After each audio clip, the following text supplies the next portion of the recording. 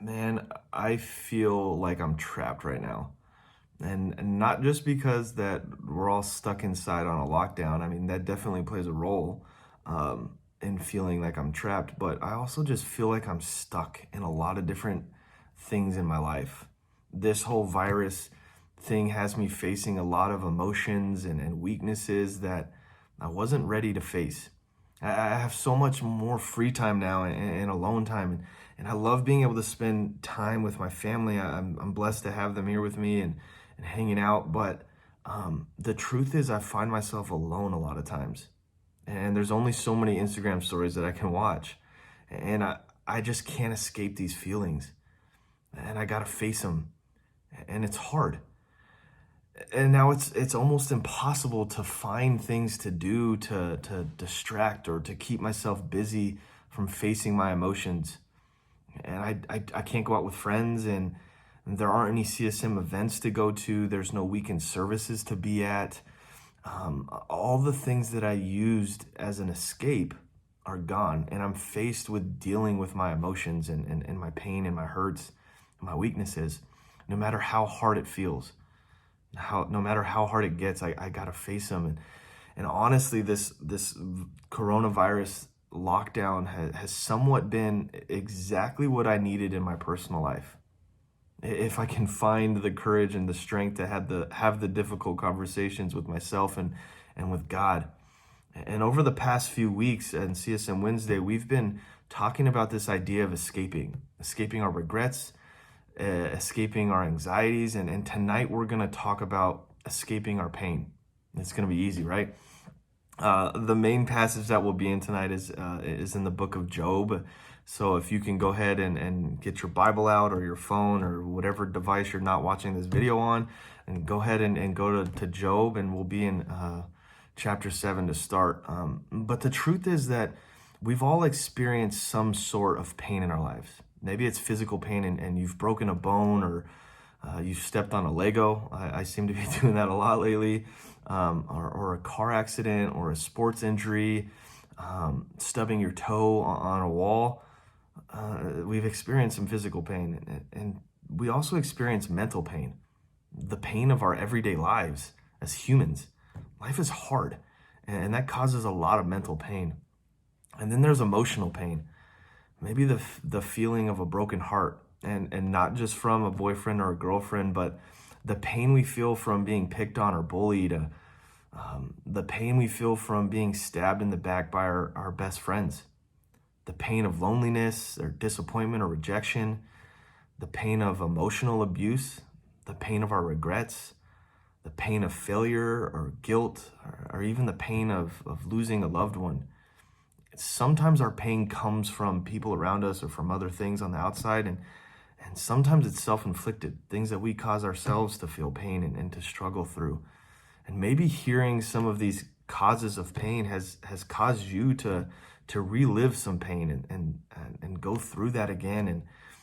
And all we want to do is numb it and hide it and pretend that we're strong enough to carry it.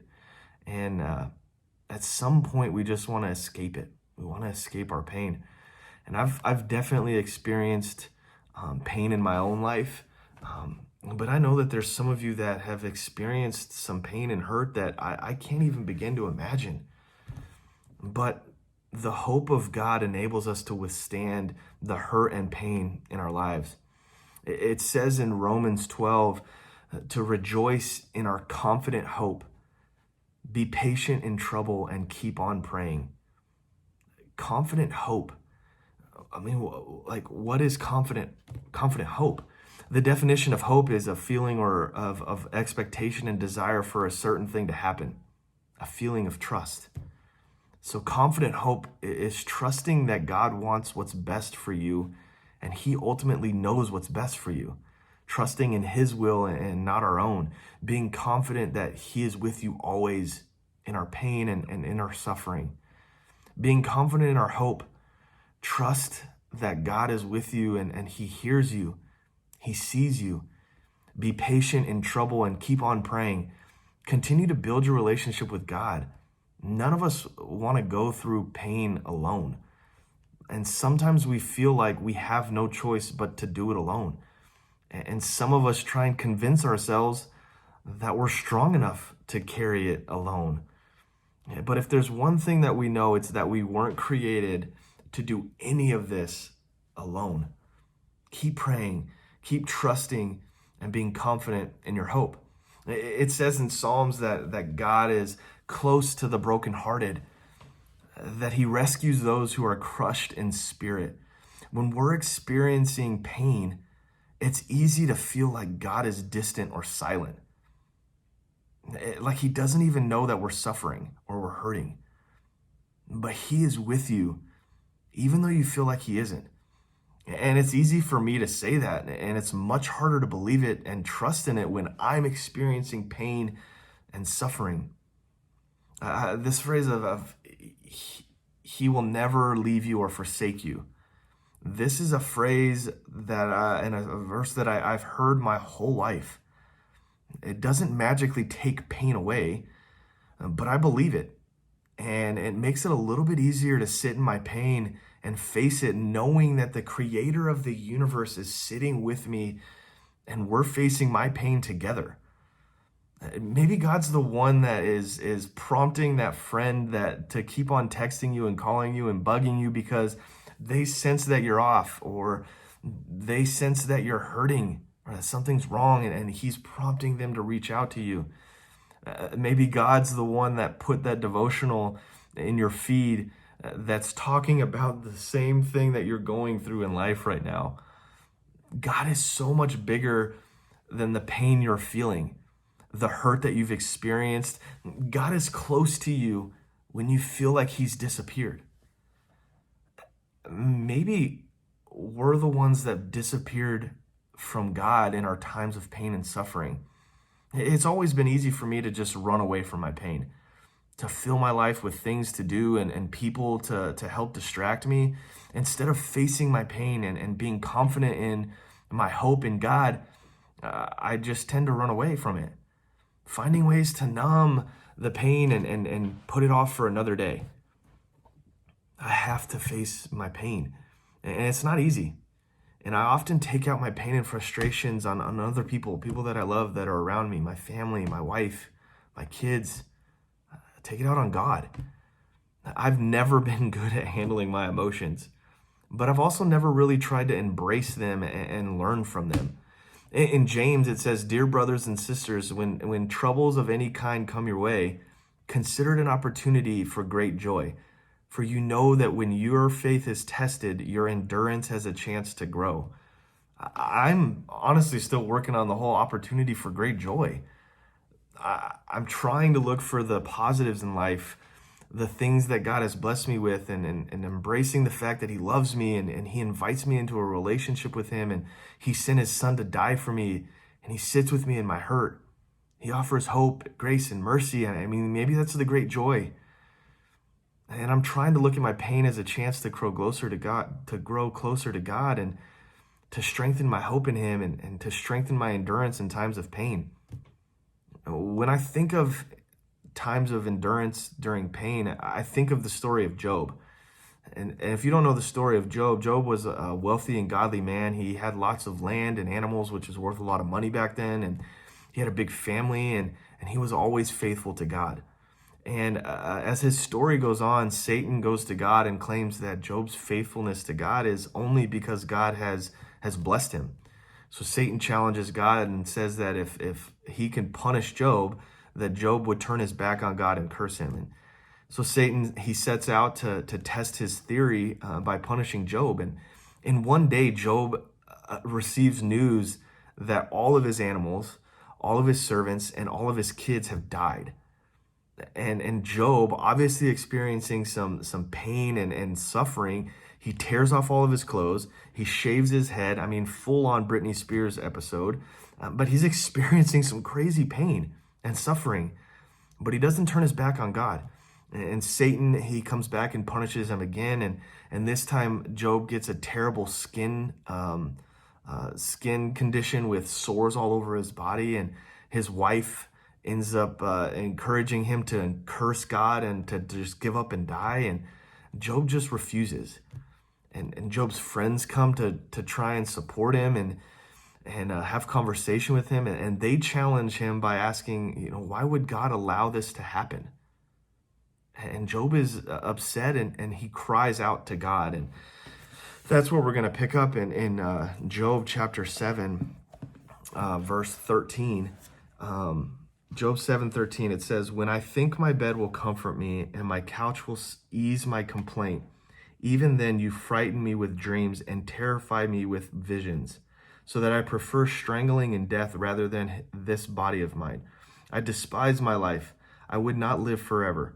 Let me alone. My days have no meaning. What is mankind that you make so much of them, that you give them so much attention, that you examine them every morning and test them every moment? Will you never look away from me or let me alone even for an instant? If I have sinned, what have I done to you? You who sees everything we do. Why have you made me your target? Have I become a burden to you?" Job is hurting, and maybe you can relate to that conversation with God of, what have I done to deserve this? Why are you allowing this to happen to me? Why won't you do something? Do you even care? And I know I've been there. And Job continues to believe that there's an angel or someone in heaven that will vouch for him and confirm that he's innocent, that he hasn't done anything wrong against God, and he's upset. He wonders why God allows wicked people to prosper while faithful people suffer. I've been there. I'm almost there every day. Well, why are there wicked people in the world that are wealthy and they continue to get more wealthy and they're prospering? And there's friends that I know that are faithful servants of God who suffer every day. And I don't get it.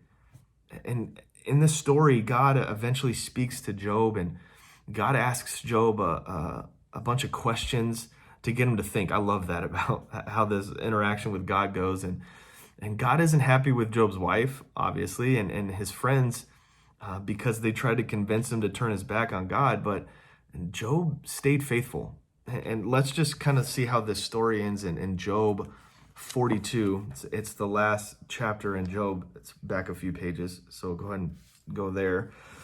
Job 42, verse 10, it says, "After Job had prayed for his friends, the Lord restored his fortunes and gave him twice as much as he had before.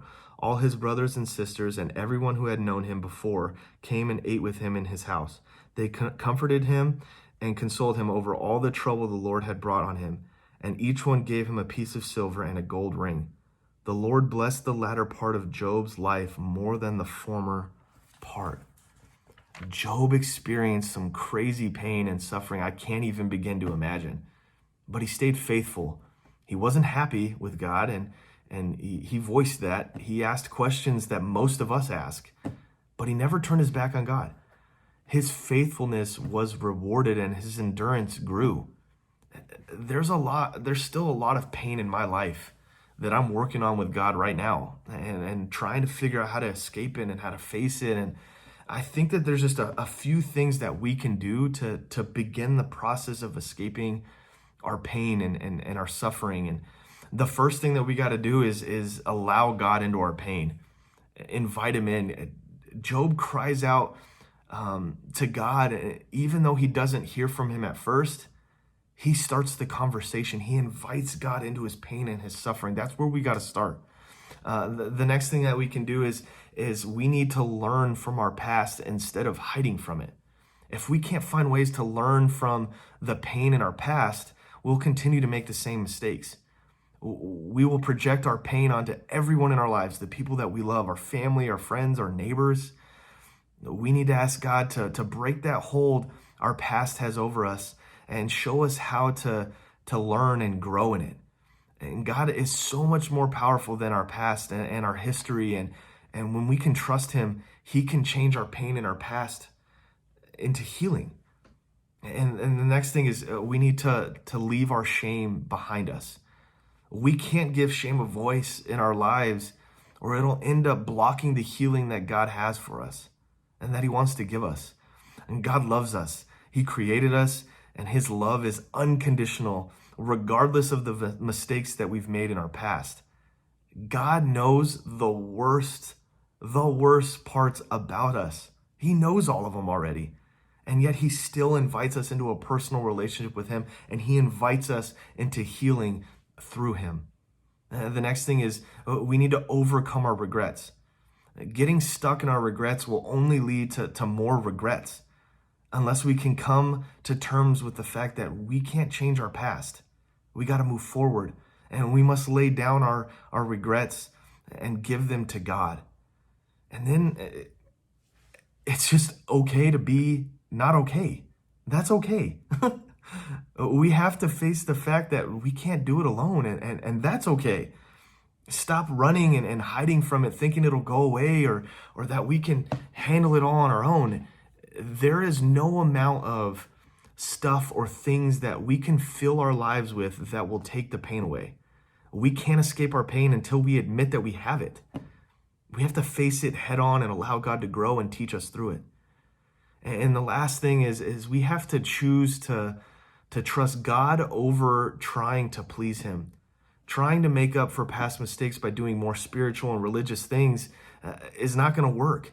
We need to trust God and believe that he loves us unconditionally. Doing those spiritual and religious things is great. It's our heart that we have to check. Are we just trying to make up for things that we screwed up? We got to accept his grace and his mercy, and we have to have this hope in him and his son, that they were there with us. And that's faith. That's faith. Trusting and believing that he is with us, even though we can't see him, we can't touch him, or we can't hear him. The hope of God enables us to withstand the hurt and pain in our lives. CSM, we're all hurting and we all have some pain. And we want to be there for you. We want to walk alongside you in this journey, and so does God. Invite him in first, and then invite us, or invite someone close to you into it. Reach back out to that friend that keeps bugging you. We just have to face our pain, and that's the only way to truly escape it, is to admit that we have it and meet it head on with the hope, the confident hope that we have in God, that he's sitting there next to us. He's struggling with us through it. And he wants to invite us to healing through him. And so CSM, we love you so much. Our goal is to create spaces and to be a team and to be pastors that have good ears to hear and listen. We don't have all the answers. I'm right in the middle of struggling through my pain with you. And I don't have all the answers. I wish I did, but I don't. So reach out. We want to be there for you. We love you guys so much, and it breaks my heart that I know of students that are struggling through pain that most people don't even know about. So reach out, invite God into it, invite us into it. We love you so much. Tune into Instagram Live if you can. Tonight is not gonna to just take pain away. None of these things that we can do are gonna just magically take it away tonight. But it's the start of the process of escaping our pain and facing it head on with God and believing that he has healing for us through him. So join us as we continue the conversation, and please continue this conversation after tonight. This isn't the end. This is the start of escaping your pain. I love you guys so much. See ya.